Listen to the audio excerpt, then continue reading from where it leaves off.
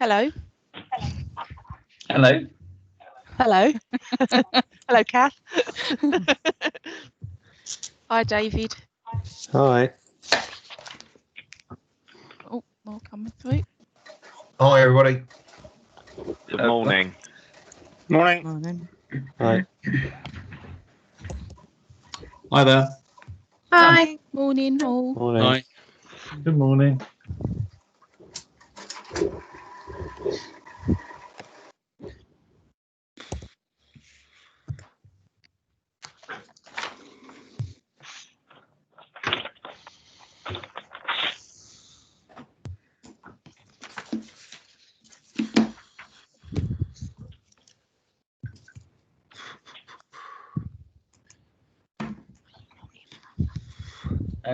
Morning, everyone. We'll start in a couple of moments. We'll just give people a quick chance to the meeting. For anybody who's not speaking, if you could stay on mute, that would be very helpful, because sometimes these meetings get a bit confusing if everybody's kind of able to speak at the same time.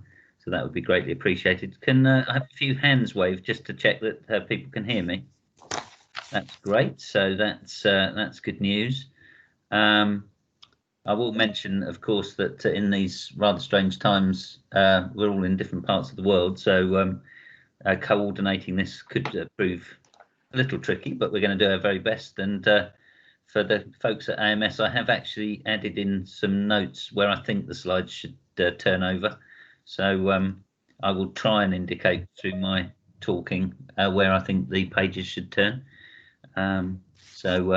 We'll see how we go, but it will be a game of best endeavours, I suspect. So we'll just wait for a couple of moments. We've got quite a number of guests just coming in, and I'll probably start the meeting in just a couple of moments. Thank you.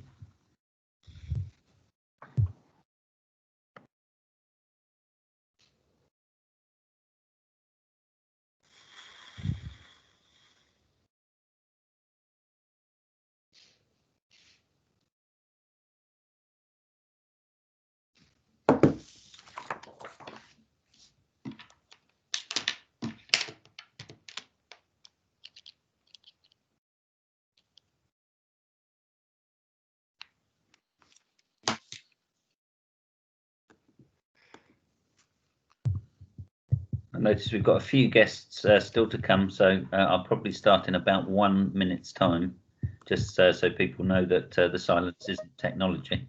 It's just us waiting for a few people to join. Thank you.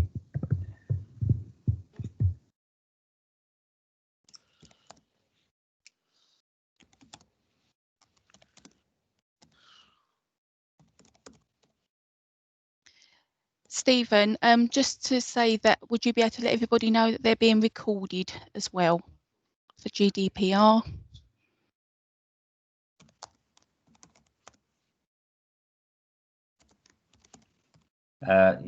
Just to mention for everybody, we are recording this meeting for GDPR purposes. I'm just letting you know that. It also gives us a chance to take a note of the meeting, as we ordinarily would if we were meeting together in public, in a public space, but here obviously online, we just need to make a recording of the meeting to ensure that we've got all of the details down, and if there are any questions towards the end of the meeting, that we've got a good note of them. So trustfully everybody is happy with that. If you have any objection, if you could let me know right now, that would be appreciated.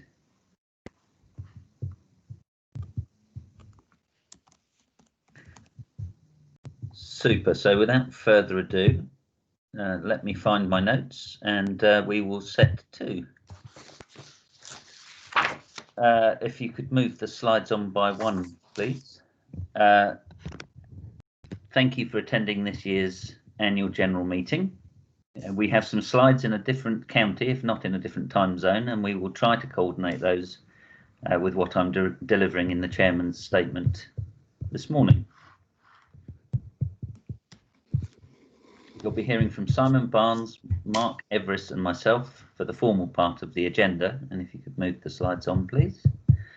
And I'm sure all here present for the first time at a virtual IRLA AGM will recognise both the cause and effects of a difficult trading year for the association, with the run-off market's key events, the Brighton Congress and the annual dinner postponed until 2021, and with that our income and cash flow projections considerably adjusted by the reality of the societal conditions in which we find ourselves. I hope you and your loved ones remain well in lockdown and are looking forward to brighter times ahead, in particular upon the recent news of significant scientific strides having been taken towards a vaccine, which we may expect to be widely distributed and broadly effective over the next year. It's with great credit and significant work on behalf of the association by Leslie Ann and Craig and Jenny Fair and the whole team at AMS that we've been able to move events at no significant loss to the association, other than that we have been unable to realise expected income in relation to the 2020 accounts from Congress and the annual dinner, which, as you'll hear shortly from the Treasurer, has had something of a marked effect on profit and loss and cash flow, against which further action will require to be taken to ensure the financial stability of the association over the short term. I don't wish to entirely rehearse the report of the Treasurer. However, I do note that without the historical sound financial management of the association and our decision to maintain a small trading surplus, small because as a non-profit organisation, our intention is always to provide the greater part of our income to the benefit of our members, we would have been on the brink of insolvency this year. And it's become apparent that we must, over the coming months and years, achieve a broader base of income generating activities and gently increase our subscription income in order to assure the continuation of the association and enable us to provide the training, social events and support our great and growing market demands and the representation of our ethos and behaviour deserves. I'd like to reference here that a number of companies represented on the board have already made an additional contribution to the income of the association above their annual subscriptions, but the further cash flow will need to be generated over the coming months for us to be absolutely certain that income will exceed expenditure. We're recommending in the 2021 fee and request that this is paid in the first quarter of 2021. That's earlier than usual.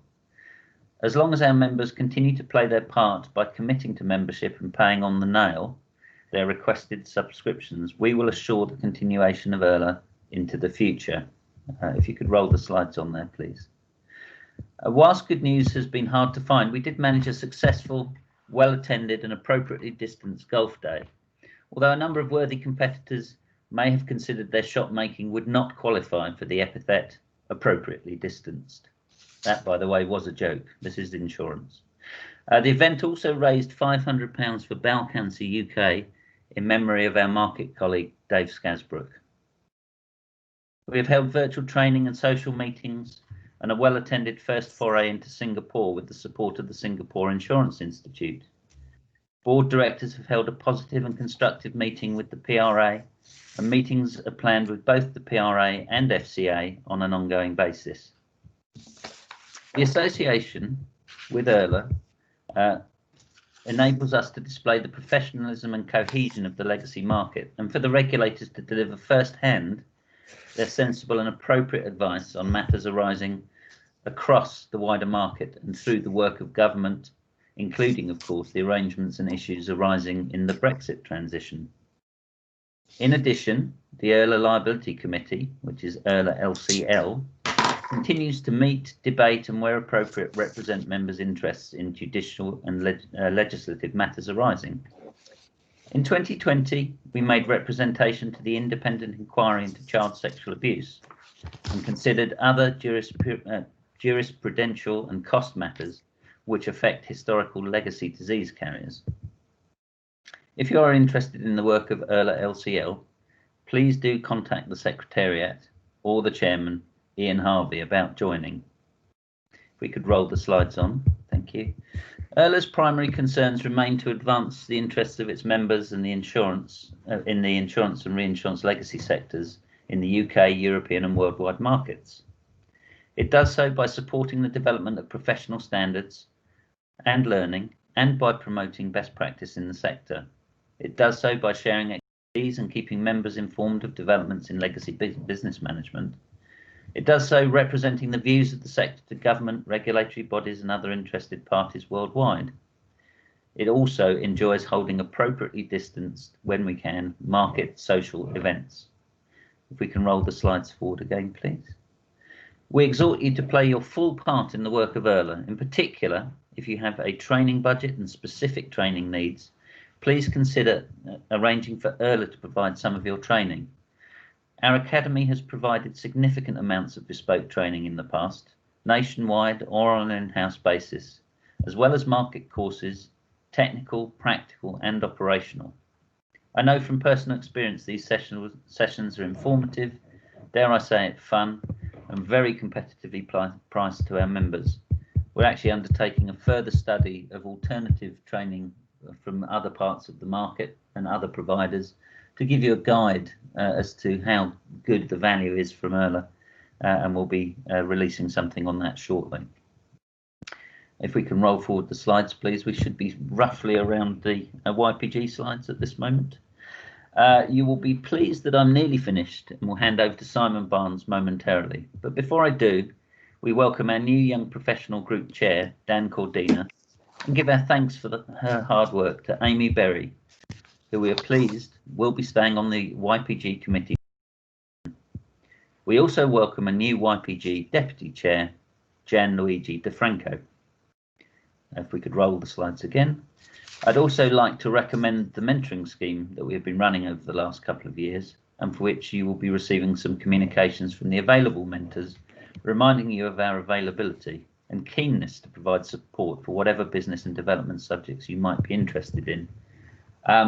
We kind of tend to pin this to YPG, but mentoring is available to any of our members, and one of the breaks to people being involved, to my understanding, is that people are worried that, you know, with senior members of the market available as mentors, you know, we might not be the people you want to approach for some reason, perhaps just because of seniority, or you're worried that you know, we might bite heads off or something similar. Couldn't be further from the truth. Bottom line is, we want to give back, we want to share, we want to hear what's going on in the market, and it's a great conduit to us to understand how our market is operating, particularly in these difficult times. If we could roll the slides forwards, we have the contact details for the YPG group.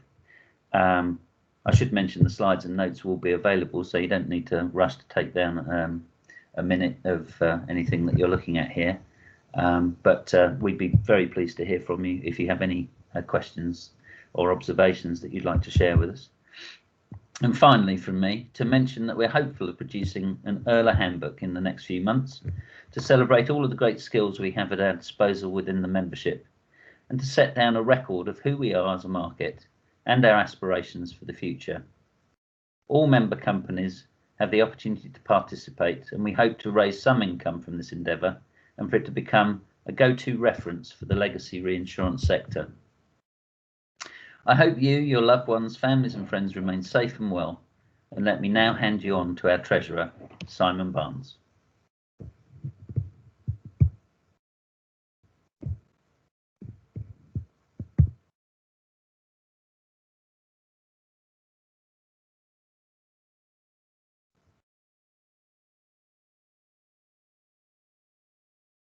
Hopefully. We appear to have been come to the right point in the slides, which I'm very pleased with, and thank you for coordinating that so well.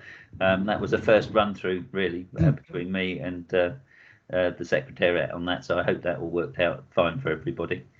Is Simon actually on the call? Can we see? I am. Jolly good. Thanks, Simon. I was on mute. That was what was causing the problem. So there's the first mistake. Well, Well, let me introduce you to Simon, who will provide now the Treasurer's report. Okay. The Treasurer's report this year is going to be a verbal report, so that there aren't any slides on the numbers, but I'll talk through the position. As Stephen has said, this year has been challenging for people and businesses around the UK and the world, and IRLA has not been immune. The year itself started well. It was agreed that we would run at a small budgeted loss to reduce the reserves by continuing to run a number of additional events, such as the Monte Carlo breakfast briefing, the Crazy Golf, a subsidy of the IRLA Golf Day, and sponsoring the South Asia Introductory Network event that was held in Singapore later this year, actually, as well as subsidizing an additional continental seminar, along with the normal breakfast briefings and the regular social events throughout the year. The impact of the pandemic was, however, felt, with most events having to be postponed and Congress eventually having to be cancelled.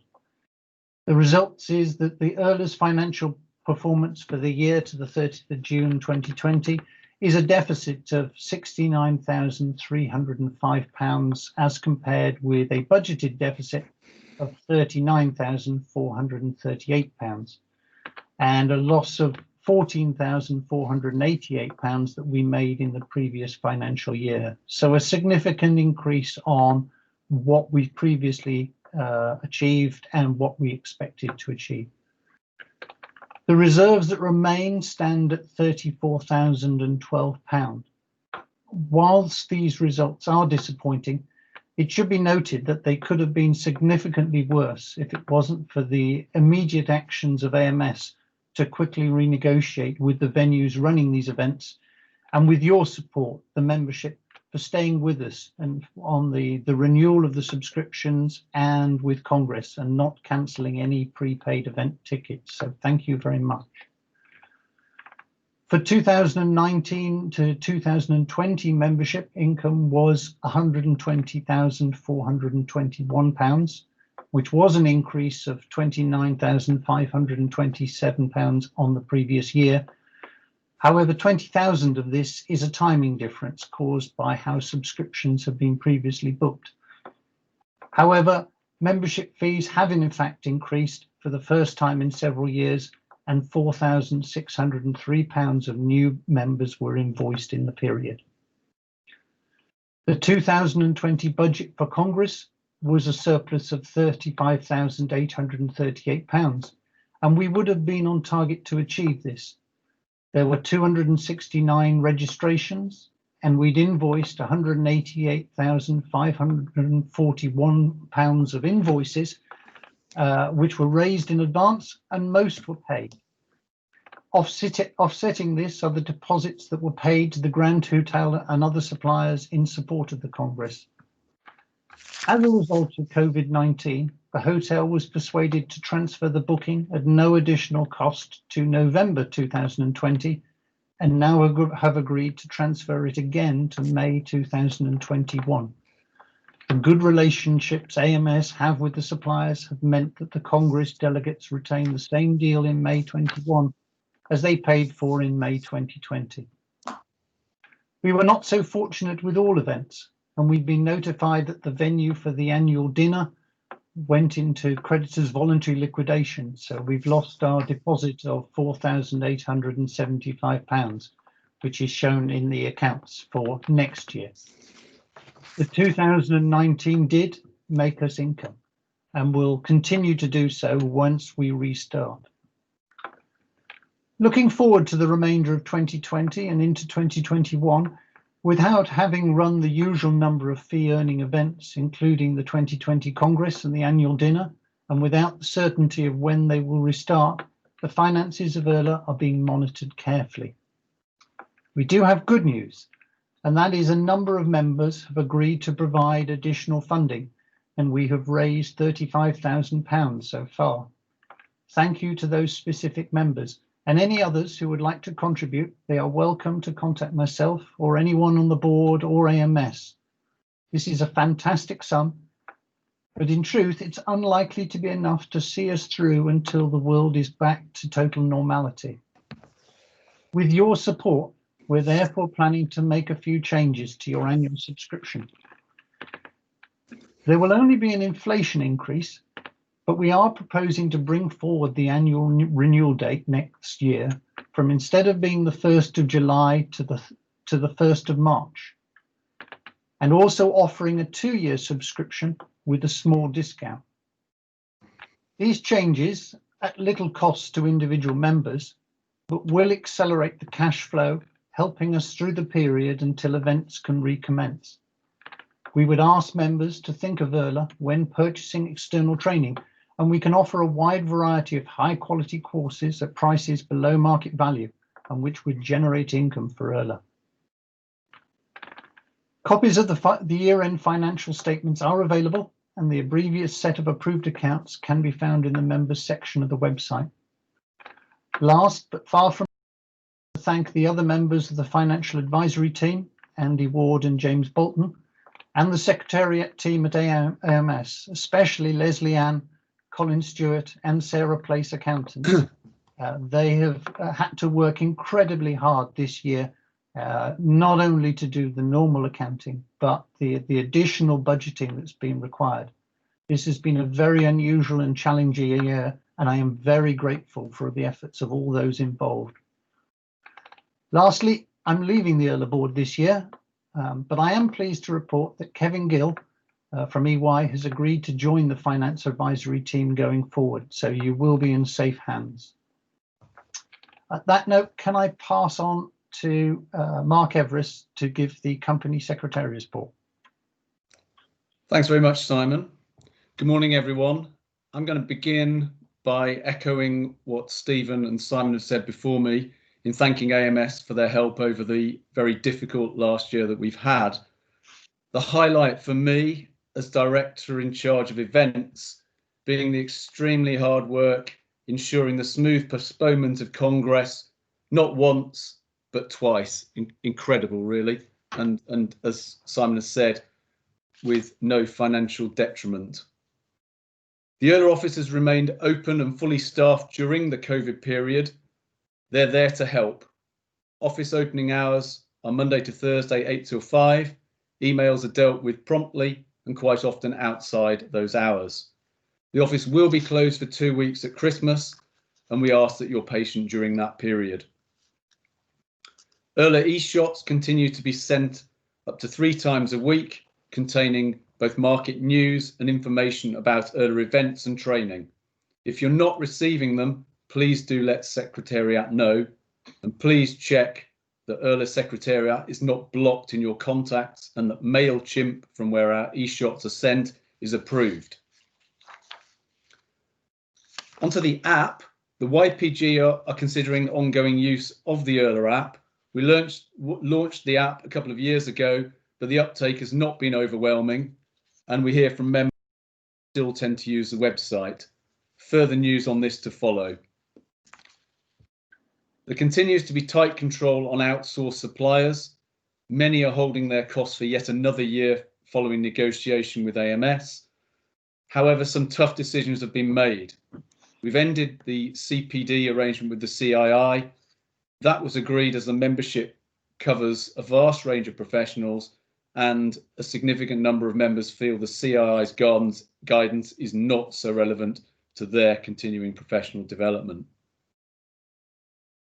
On a completely different subject, although we've had to postpone the skydive, the Brave team has raised in excess of £6,400 of the targeted amount of £7,500, which will benefit Alzheimer's and young minds. The team is now due to jump in April 2021, so there's plenty of time to support them by the IRLA's Just Giving page. Good news also on fundraising, where with added support from Swiss Re and Pro, we donated £800 to UK bowel cancer after a fantastic golf day at Richmond Park in September. We plan on running another continental European event in April 2021. Details can be found on the website, subject of course to ongoing COVID restrictions. Onto a much happier note, the twice postponed Congress Congress 2021 will take place over 3 days from the 10th to the 12th of May in Brighton, with panels, presentations and meetings.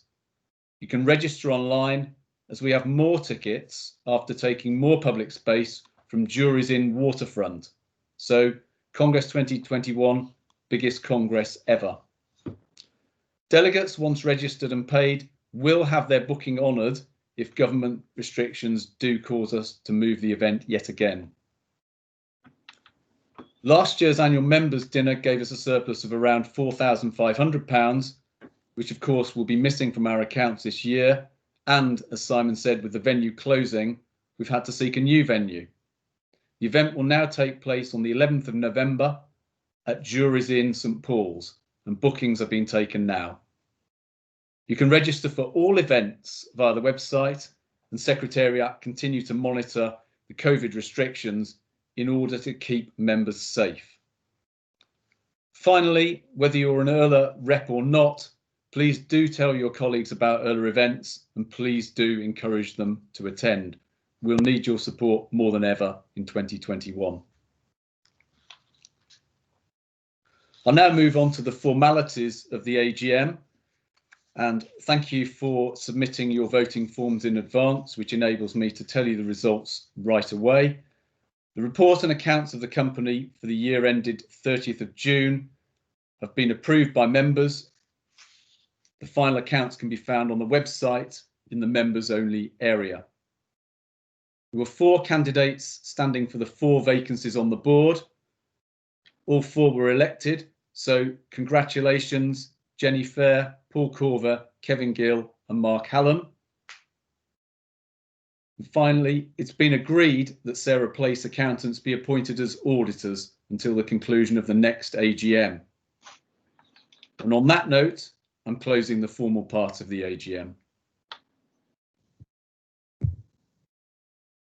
Thank you very much, Mark and Simon, for your reports, and thank you for all of you who are attending. I'll open the floor to any questions.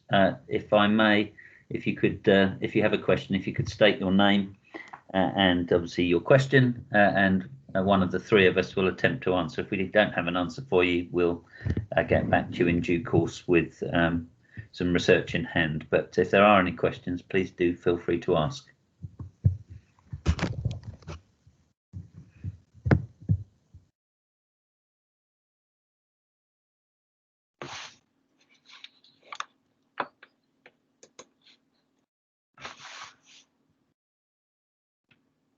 Little bit Hi. of chat.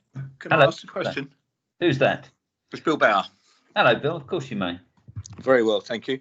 The dislocation with the CII, I know there was always a slight problem there, but I didn't realise it was probably down to a dislocation issue. Bearing in mind the way the market is going at the moment, the reputational things that are going on within the industry, I just wondered whether or not that was a particularly wise move. That was all. That's a very good question, Bill. I mean, we did agonise over that particular point. CII charge quite considerably. Yeah, that was the issue I was aware of. They always have done for CPD from that sort of perspective. Yes, and their accreditation in and of itself doesn't stop us providing CPD, which is accreditable to insurance and reinsurance professionals. Oh, it doesn't? Okay, no, good. because when you carefully read through the CII's examination and CPD requirements, most of what we provide, and if you get involved and indeed research or provide a talk for IRLA, will actually count as CPD for the CII. It's just not accredited to the CII. So as long as it counts, that's the important thing. That's my view. You know, absolutely right. So yes, we lose the accreditation, and we're sorry for that in many ways. But I know it's a different animal these days at the CII. Well, exactly. It's unlike us. It's quite commercial. It has to be. Yeah, CII struggling as well. We're a commercial body, so we found the charge relative to what they do for us just too high, quite frankly. I'm not surprised about that. Research, if you provide a speech, if you come to one of our talks, you can still maintain that. You can still claim that thing for any CPD, because that's important for everybody in the industry. Yeah, absolutely right. So thank you for your question. Yes, about it quite hard. Okay. Thanks, Bill. Appreciate it.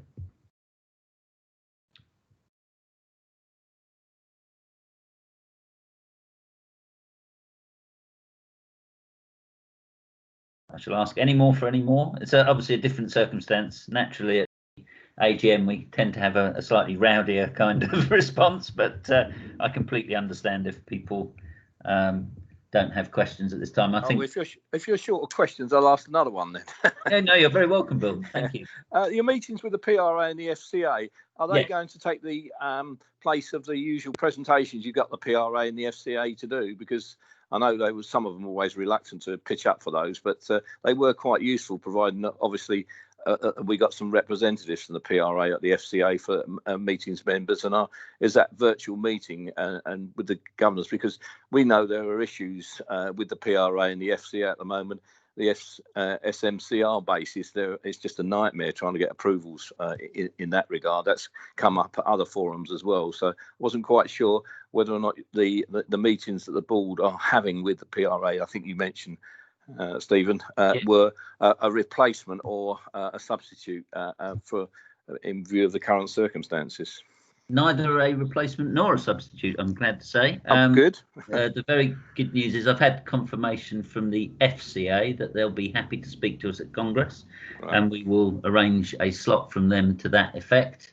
The meetings with the PRA are actually a continuation of meetings we've held with them in the past. The advantage, strangely, in these difficult times is that the virtual meeting we held with them recently enabled the entire board to be present simultaneously, giving us the opportunity to provide both the weight of our market experience and the breadth of our market experience to the regulators, and for them to talk to us as one body effectively, which was really useful. Historically, meeting space at their offices in the city have restricted us to just 2 or 3 IRLA representatives, so that was a real step forwards. And the FCA have also reached out with their latest Dear CEO letter to us as an organisation, not just to the CEOs of the individual companies, and that gives us food for thought and some materials to digest and to put round to the members in due course, and there'll be an article coming out on that.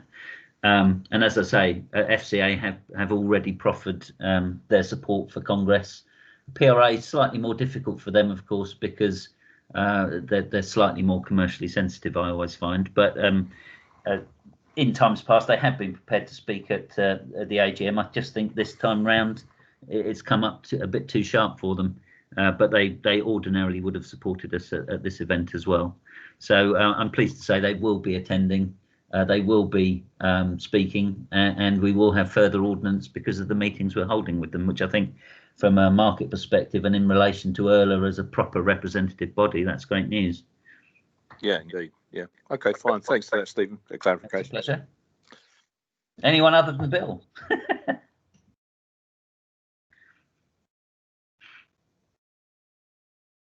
In which happy note, I will call the meeting to a close, and thank you very much for your attendance. As I say, and as you've heard from our other speakers, it's been a difficult year. We really appreciate your support as members of the association. We hope you see the value that we attempt to provide for you, and those small changes that Simon particularly has put forwards in relation to bringing the fees forward, but not increasing them other than by a nugatory amount, should hold us in perfect stead to complete our 2021 year of account and sail forwards as your representative body. So thank you very much for attending, and I will call the meeting to a close. Thank you. Thanks, everyone. Thanks, everyone. Thank you. Thank you. Bye. Bye. Bye.